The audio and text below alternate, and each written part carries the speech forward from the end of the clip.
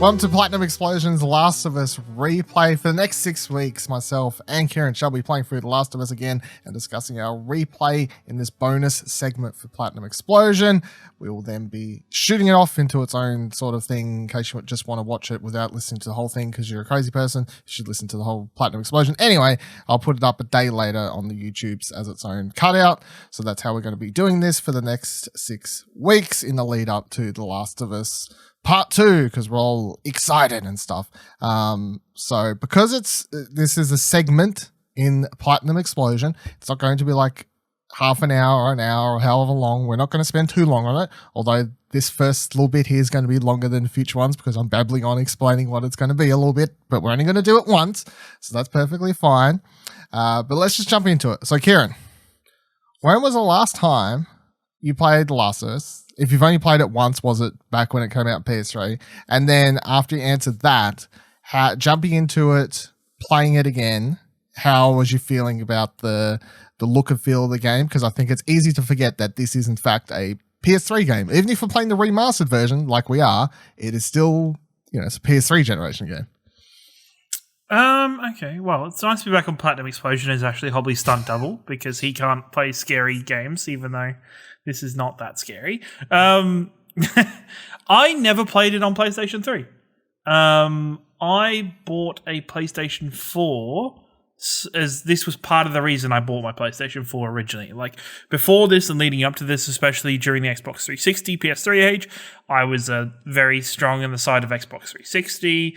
That was my main and only console. My dad had a PlayStation 3, but I didn't even bother with it because I thought it was kind of garbage. But I bought the PlayStation to play this game, and Last of Us had always been one of those games. Last of Us and Uncharted. I'd played Uncharted a little bit more, but Last of Us not so much beforehand. But Last of Us was one of the games I desperately wanted to play beforehand. So I've only ever played the remastered version, and even then, it's been 5 years? Good 4 or 5 years since I've played it, because it was the first game I played and finished before when I originally bought the PlayStation. I think this time it didn't look worse. I think it even looked better because I don't think I've played it since the HDR update came out and being able to use it on my HDR TV. I think that's a new element to the game that kind of makes it pop it a little bit more or make it look that little bit better than what it used to maybe. I probably wasn't so surprised because I have recently, I watched the start of Nolan North and Troy Baker's playthrough over on Retro Replay. I did stop that fairly quickly because watching Nolan try and play that game is actually very triggering. So I wasn't that shocked or that put out by how it looked or by playing the game again. But it's, one of those games where it always has its own charm to look good, and you're not really playing it for it to look amazing anymore. You're playing it for the nostalgic feeling or for that great storyline. Yep. So the last time I actually played it was launch week PS3. So you've never played the remastered version? No, my thing is that's interesting. So it's been even longer. So yeah, because I played it obviously release week as most people did. And then I brought the remastered version day one that it came out. I played through up to the very start of Billstown, so not much further than we're going to be playing in this first section. And I got that far and I was just like, you know what? Because it'd been like a year or whatever it had been at that point. And I was still just like, it has not been long enough for me to want to play this yet. I still felt like I was like my one journey with the game, I had like even though this isn't like a Telltale game where you make your own decisions and stuff, I still just had a very like distinct feeling about my time with the game. And it was one of those things where I'm playing it, I'm like, I don't want to change or have anything go different, even though it's not going to because it's a very on the path thing. But like just in my mind, like the way I reacted and reacted to certain scenes or whatever else, and I put it down, not because I was like I'm bored or like whatever. I was just like, this feels weird, and I never went back and touched it since.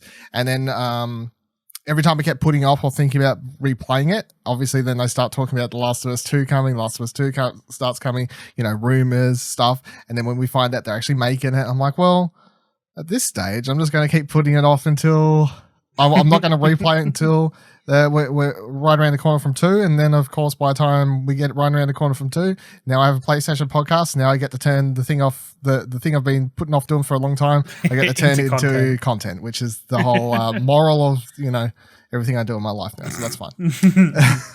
So what we're going to do each of these things is we're going to just quickly talk about the key characters and story beats from each section, anything that we randomly thought of while playing it, the characters, what have you, and then anything like major gameplay things. Although for the most part, it'll just be like, we're not going to spend too much time talking about the gameplay, I don't think, because it's like, oh, we shot some people, you snuck around, it doesn't really change that much. It's just like, we'll probably just be focusing on the story stuff. So let's start with the prologue, and then we're going to be talking about the quarantine zone after that, and that's where we finished up this section.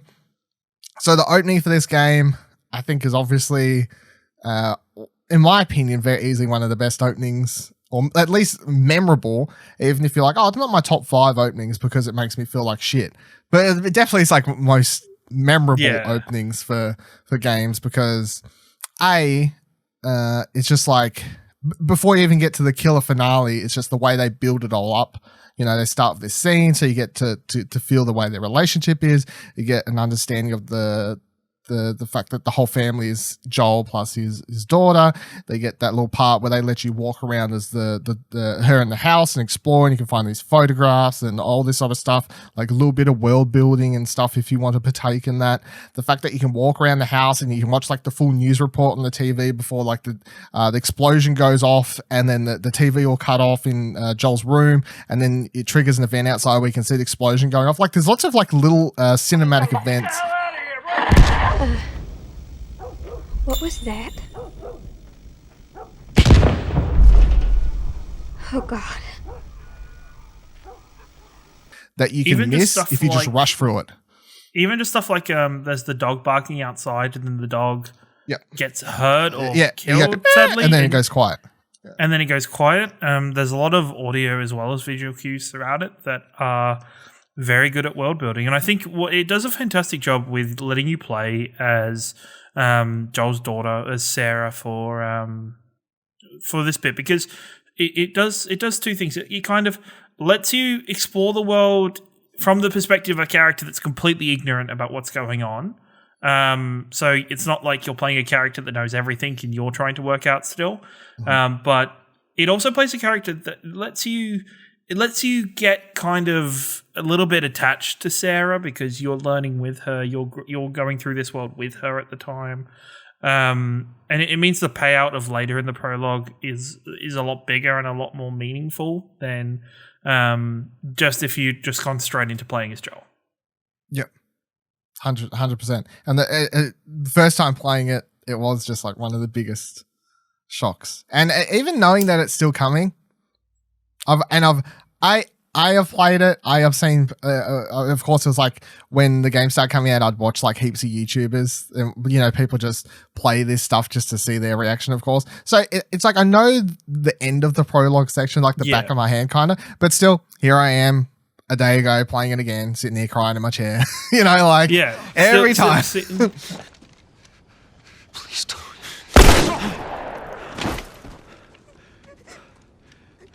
Oh no. Sarah. Move your hands, baby. I know, baby, I know. God. Listen to me, I know this hurts, baby. You're gonna be okay, baby. Stay with me. All right, I'm gonna pick you up. I know, baby, I know it hurts. Come on, baby, please. I know, baby, I know. Sarah. It makes it harder, I guess. And it'll be interesting to talk about this throughout this playthrough now, is how we view and look at the game retroactively now that we know the full story, now that we know everything that's going to happen and everything that is happening in the world around this time. Knowing a lot more about it makes everything a lot more impactful and meaningful, and it gives you retroactive light of, well, this is why Joel feels this way later in the game. Or this is... Turns him into a curmudgeon. Yeah, like he's still, you can still tell. There's still moments where you see that Joel in this playthrough, like when he doesn't want to pick up the family that's walking across the side of the road. Speaking of while they're driving,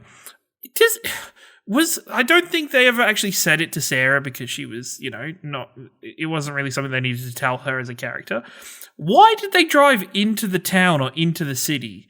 Because they seem to be. They say something about skipping around through like some shortcut to get to the back end highway. Like they discuss it in the car as if they're thinking of a secret way where most people won't be going. And that's when they get there, they're like, oh, everyone and their fucking everyone's done this. Everyone's thought it had the same thought process. Yeah. So I feel like they tried to do what they expected everyone not to do, and then everyone's done what everyone expected not to do. And it was just because it was like you guys are in a like what seems to be when you leave the house, somewhat countryside area, like an outskirts of a town area. So it's like I think it's one of those things where it's like there's still like the only way is in and out. You got to hit a main highway somewhere to get out of there. Yeah, exactly. Thing. Yeah, so that's fair enough. It was just it's one of those things, and I do like the small touch of when you're looking around in the car, wherever you're angling the camera to, Sarah actually moves to is it Sarah? I keep calling her Sarah. Yeah. It is Sarah, good. She actually moves to like lean over like a kid does, lean over to look out. And I like those small touches of just humanity that you find all the way through this game, where it's not writing a out there, horror game about some kind of apocalypse. It's writing this, but still grounding itself in humanity and grounding itself in this world that we can understand and connect with.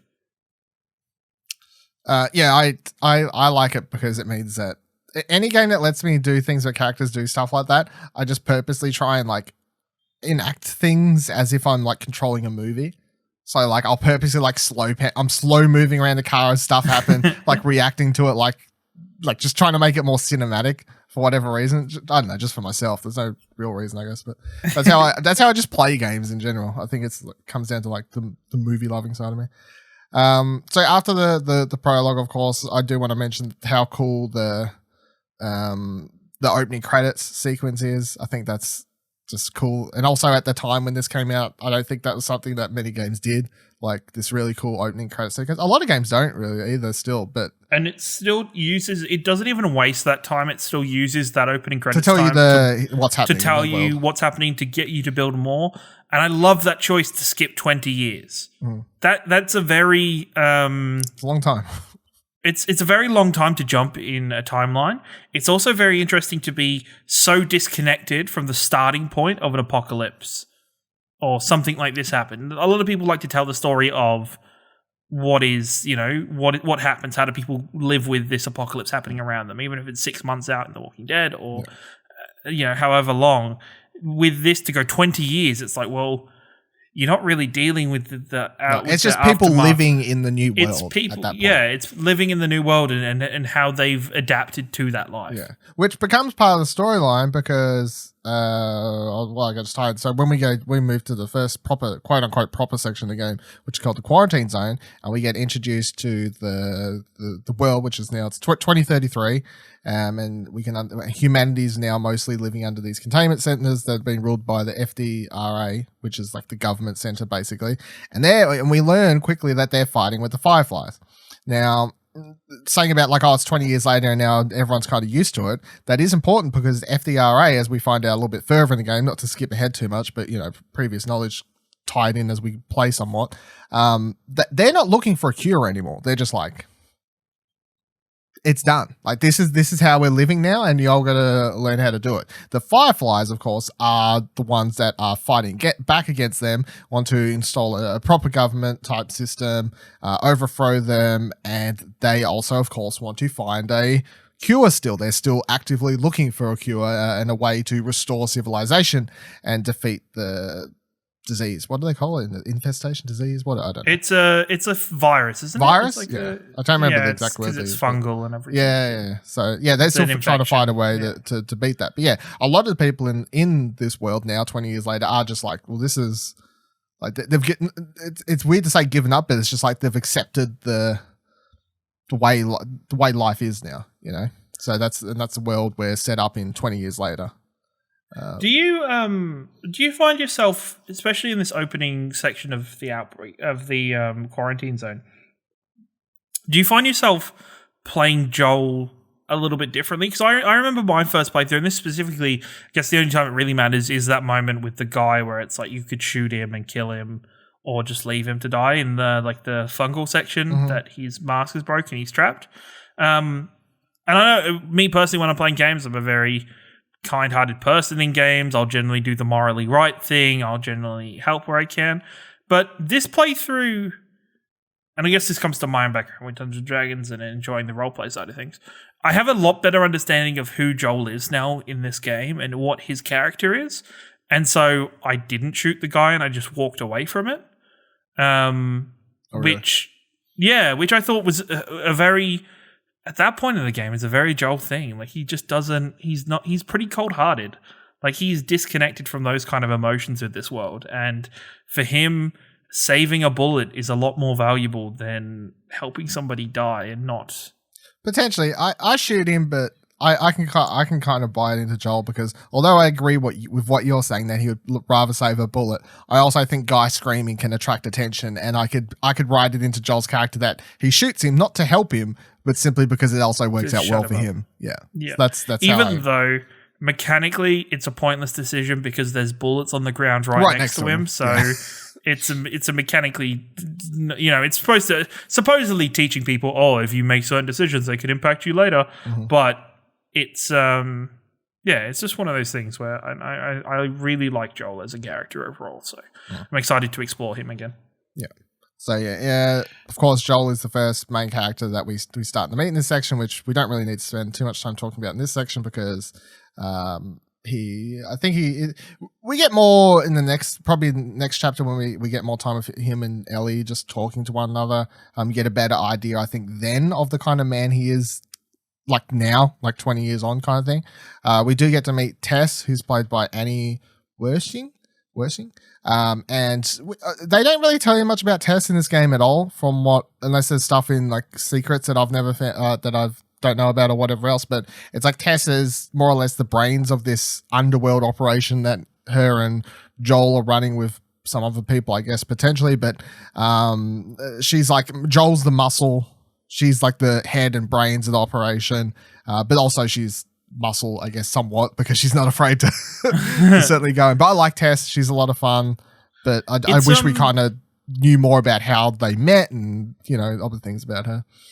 It's one of those things with this game that that relationship, Tess and Joel's relationship early in this game, is probably one of the first of many signs of how fantastic the writing team is for this game. Because they tell you so much through their dialogue without actually saying anything. Like, you can tell there's a mutual respect. You can tell there's almost like a underlying romantic connection between the two of them. They're very, the banter back and forth, you can tell how much Joel cares about her, but they never at any point feel like the game needs to hit you over the head with that information. It's there for you to take it, and it's done through those fantastic little moments of those conversations and dialogue options that you don't have to choose, the optional ones. And I think, especially going through this, not missing one is so important to really getting the full experience out of this game. Yeah, especially since this section here that we're talking about now, it's in a lot of ways it's still the prologue of the game, because it ends with setting up the main mission of the game, obviously. So it's like a lot of what's happening here is just world building, explaining who Joel is, explaining who Tess is, explaining who the Fireflies are, all this sort of stuff. Like, it's a lot of that stuff. So if you're missing out on those extra triangle prompts and whatever for extra conversations, you're missing a lot of what this point of the game is really about in this section. And it shows the support that the direction team and then the writers for this game have from Naughty Dog, because a lot of other developers and writers would be like, okay, let's chop. Let's get into the game. Let's get into the meat of things. Let's really dive right into what we're doing here, where this game lets you breathe in the world. You get to kind of take in the world, get acclimated to it, really learn about it and get involved in it before it even kicks you into the main storyline. And by the time you reach the end of this section, I think it would easily take most people 90 minutes rushing-ish to 2 hours, probably on average, like more just casually playing it, especially for the first time playing it. And you're probably spending more time gingerly kind of trying to find your way around or whatever. So it's like 2 hours of the game to get to like, here's what the actual mission of the game is. So that's quite interesting. Yeah. They're like, no, we're in no rush over here. So yeah, in this section, we see the two attempt to get back guns that were stolen from them. They eventually learn that they'd been sold to Marlene, who's played by Merle Dandridge, who's the leader of the Fireflies. She then says that Joel and Tess can get back the guns if they do a job for her, which is delivering some cargo. So you follow her back to the Fireflies base, where you meet up with the cargo, in quotation marks, which turns out to be Ellie, a young girl who's played by Ashley Johnson. Joel then takes Ellie back to a safe house where he's then waiting out for Tess to return, because Tess has gone to check out the hardware, the guns, to make sure they're all good before they head off to do the job. And that's where this first section of the game ends. You could talk about a little bit about Ellie if you want. I personally am kind of fired to leave discussing her until next week, because we get like two conversations with her. All I'll say for Ellie is just, even just in the opening couple of interactions, you just go, God, I forget how good Ashley Johnson is. And God, I forget how good her and Troy Baker play off each other in this game. So what's the deal with you and Marlene anyways? I don't know. She's my friend, I guess. Your friend, huh? You're friends with the leader of the Fireflies. What are you, like 12? She knew my mom, and she's been looking after me. And I'm 14. Not that that has anything to do with anything. So where are your parents? Where are anyone's parents? They've been gone a long, long time. So instead of just staying in school, you decide to run up and join the Fireflies, is that it? Look, I'm not supposed to tell you why you're smuggling me, if that's what you're getting at. You wanna know the best thing about my job? I don't gotta know why. To be honest with you, I give two shits what you're up to. Even just that little bit, which is probably only like 5 minutes of gameplay, if you know where you're going. Yeah. Just the small conversations that the two of them have is just so back and forth. He's like, how old are you? And she's like, what's it, 13? He's like, you're 12, aren't you? And she's like, no, I'm 14. 13. Like, No, what? Yeah, I'm 14. And he's like, why are you taking it anyway? And then she's like, no, I'm not supposed to tell you anyway. And he's like, well, guess what? Yeah, well, I don't even care. You know what? You know why I don't ask? Because I don't care, lady. All right, whatever. You know, like. yeah. It's a good sign to show their chemistry so early in this game. Yeah. So that is going to wrap up these first two sections, Prologue The Quarantine. Next week, join us again on Platinum Explosion, of course, on explosionnetwork.com for the continuation of this, or find the cutout a day later after podcasts on youtube.com/Explosion Network. We'll be talking about The Outskirts, which is going to see us take Tess and Ellie all the way up through to Billstown, and then we're going to play through and talk about Billstown as well, which of course, if you've played the game before, which most of you surely have, you know that Billstown is where we meet Bill, a great character in this game, and that when we finish up Billstown, that's where we're going to wrap up that section. So we'll see you here to talk about that.